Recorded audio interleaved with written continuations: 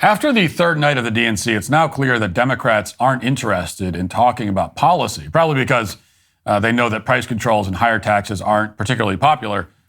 So they spent most of their time talking about things like skin color and gender instead. They've gone all in on identity politics. And if that wasn't clear enough after the racially segregated conferences that opened the convention, it became pretty self-evident around the fifth time that Oprah got a standing ovation last night for announcing that Kamala Harris would be our first black woman president.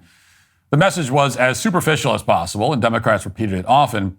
We were expecting all that, going into the DNC. Anyone who's paid any attention to the Democrat Party over the last few decades could have seen that coming. But even given those extremely low expectations, there was still no way to predict just how superficial and inane things would get when it came time for Democrats to attempt an appeal to a demographic group that they've demonized at every opportunity. And that would be rural voters who are mostly white. As much as Democrats would rather not have to appeal to these voters, the fact is they simply can't ignore them. Something like a quarter of Pennsylvania's residents live in a rural county, for example, and states like Pennsylvania will probably decide the election. So how did Democrats, the party of superficial identity politics, make their pitch to these voters that they clearly disdain? How did Democrats pretend to respect these voters and understand their values and their political views? Well, I hope you're sitting down because this is pretty tremendous stuff. To great fanfare, Democrats rolled out a camo hat on their official merch store. And then Kamala Harris' stepdaughter put it on. So here's the hat in all its glory. Look at that. And if you're a voter out in the country right now, you're swept off your feet by this. You can't believe it. That's it. So take a good long look at that. That's the Democrats' grand plan to reach out and connect with country folk. And predictably, the media was absolutely floored by this. They think it's the single most brilliant strategic move of the entire convention, maybe of our political lives. Now that you can buy a camo hat on the DNC's website, there's just no way that rural voters will ever consider voting for Donald Trump. Here's Rolling Stone to explain, quote, the cherry on top appeared in the form of a Harris Walsh camouflage baseball hat released a few weeks ago. It sold out instantly.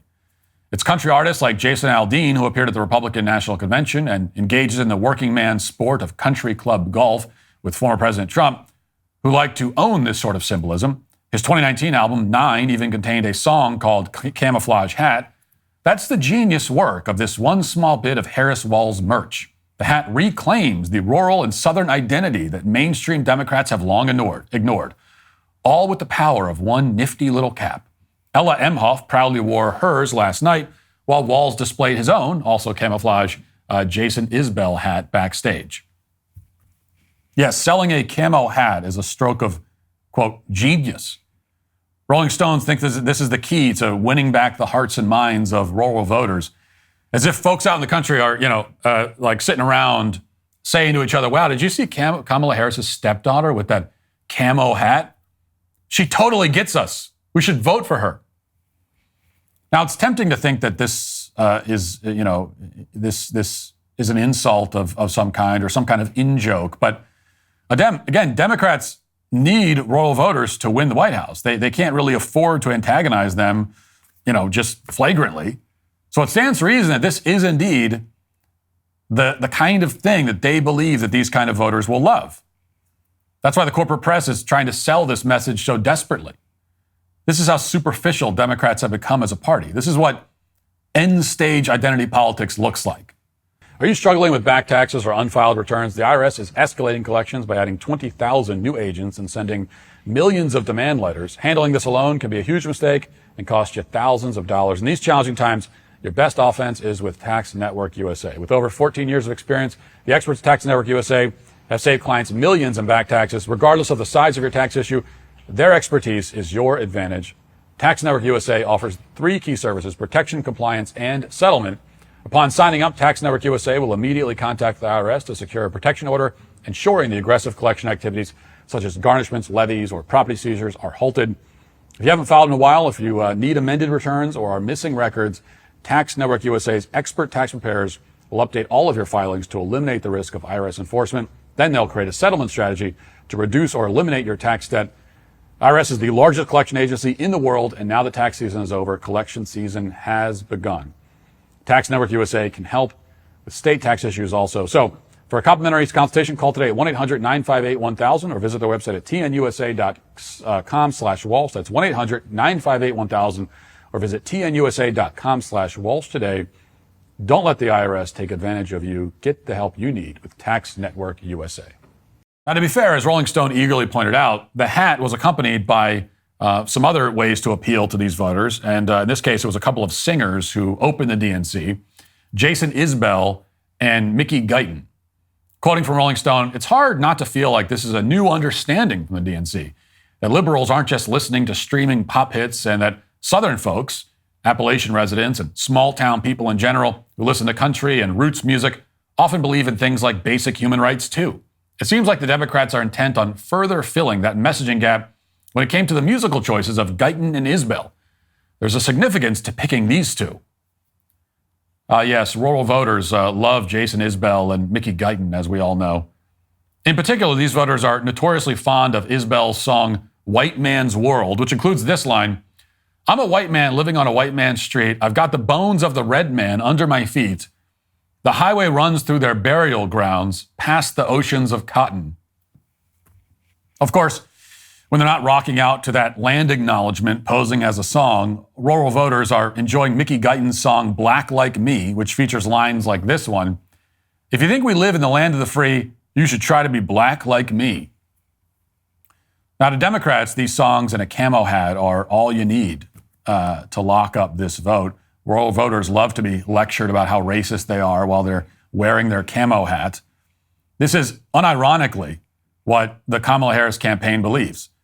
As Rolling Stone put it, quote, somehow it's the Democrats who are the ones pushing beyond stereotype and finally getting it. Now, as with everything else from these people, it's just total projection. From its inception, Kamala Harris's campaign has advanced one stereotype about these voters after another, and that has continued through the DNC. Last night, in his 17-minute speech, Tim Walsh managed to once again attack J.D. Vance for attending Yale, because apparently that's something that, small-town voters are incapable of doing. And this is an attack line that we've heard again and again from Tim Walsh in particular. Listen to this. Look, folks, in the heartland and in Nebraska and in Minnesota, we don't need a Yale-educated philosophy major backed by billionaire venture capitalists to tell us who we are. We know who we are. We know who our neighbors are.